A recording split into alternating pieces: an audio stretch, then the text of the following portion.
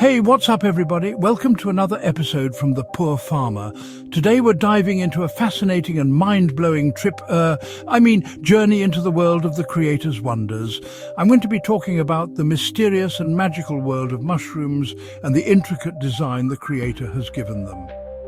I'm not going to try to overload you with a bunch of complicated words and tongue twisters, so let's break it down in simple terms.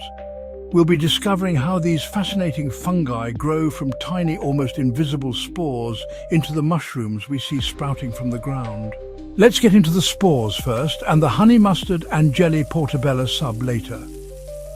Spores are the starting point of this incredible journey.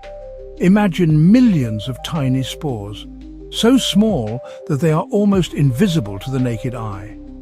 These spores are transported by the wind that the great Creator providentially sends, flowing water, and sometimes by insects like ants and sometimes on animal fur. Because a lot of spores are transported by the wind, most spores don't land on the right substrate. Nothing happens. In fact, less than 1% of spores actually sprout or spawn. But the great mushroom farmer kept this in mind. Each mushroom produces a gazillion spores, give or take a bazillion. When spores land, they're programmed to wait for the perfect conditions in weather, moisture and temperature to start their journey of life and ultimately to my dinner plate. In some cases, this waiting period can take thousands of years. When two spores germinate next to each other, they combine their powers, or something like that. This union sparks the beginning of the mycelium development, a crucial stage in the life of the mushroom. So let's talk a little bit about mycelium.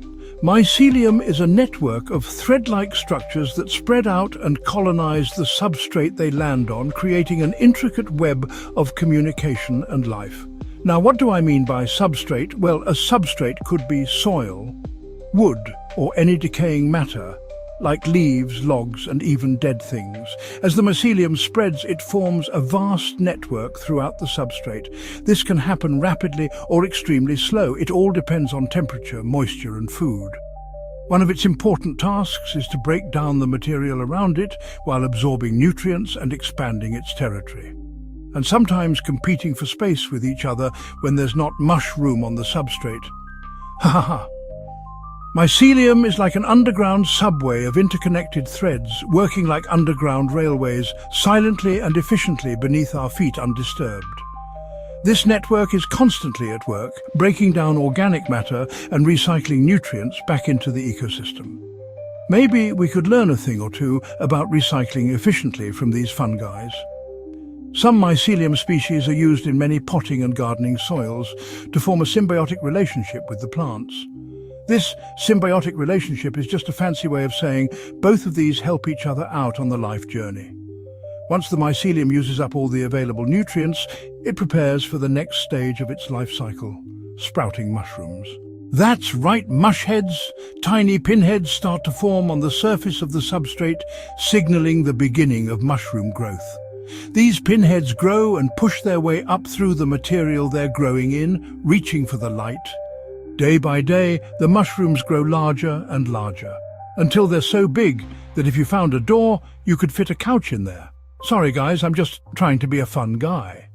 As they grow their caps and expand their stems, they stretch out towards the sky. A lot of times mushrooms have a hard time surviving being eaten because they're a tasty snack for both us and animals. Mushrooms also have to survive weather conditions like heat, cold and other factors, until they are ready to fulfill the great designer's purpose and plan for them. Each mushroom is a masterpiece of the Creator's engineering. Edible or not, these intelligently designed fungi friends are made to still be able to maximize the spread of their spores and make it to our dinner plate or our next trip. When they reach their full size, they begin to release their spores into the environment, and that's when they end up on your clothes, shoes, pet fur, and possibly in your nostrils. They have various ways of dispersing their spores. Some mushrooms drop spores out of their gills, while others, like the puffball, release them through a burst when triggered. When mushrooms release spores, they're designed to maximize the chances of the continuation of their species. Spores can enter the atmosphere by the wind, carried by powerful air currents, crossing oceans and even continents. Mushroom spores can even form raindrops in clouds that, when heavy enough, fall to the ground. Spores can even enter lakes, rivers and oceans, floating across the water until they hit shore.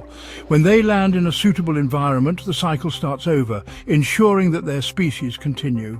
Mushrooms are used in many medicinal ways and have lots of benefits, including cancer-fighting properties. And they give you an extra life on Mario Brothers. Mushrooms are used all over the world in cooking and, believe it or not, desserts like candied mushrooms. Be careful though, some mushrooms are poisonous, and even just touching them is enough to put you to death. So do your research before eating or touching any mushrooms. The next time you see a mushroom, or are eating one, remember the incredible journey it has taken to get there. From a tiny spore to a sprawling network of mycelium, and finally to the mushroom that's before you. It's a process that is as mysterious as it is fascinating, a true marvel of the Creator's wonders. When you see a mushroom on its journey, take a moment to appreciate one of the masterpieces that the Creator has made. Thanks for joining me on this exploration of the life of mushrooms.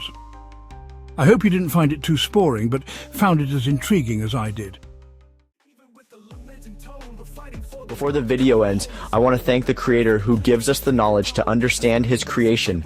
The Most High gifts us with profound knowledge, painting creation with understanding and light.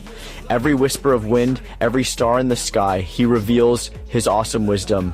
So, let's cherish this masterpiece the Creator put us in. I also want to thank the True Church for giving me the ability to put these videos together. Those who have been there from the very beginning, bringing me up in the knowledge and wisdom the Creator intends His elect to have. Now remember the honey mustard and jelly portobello sub we talked about earlier? Yeah, me neither. Remember to give this video a thumbs up and subscribe for more adventures. Your support helps us bring more fascinating content to you. Until next time, stay curious and keep exploring the wonders of the Creator.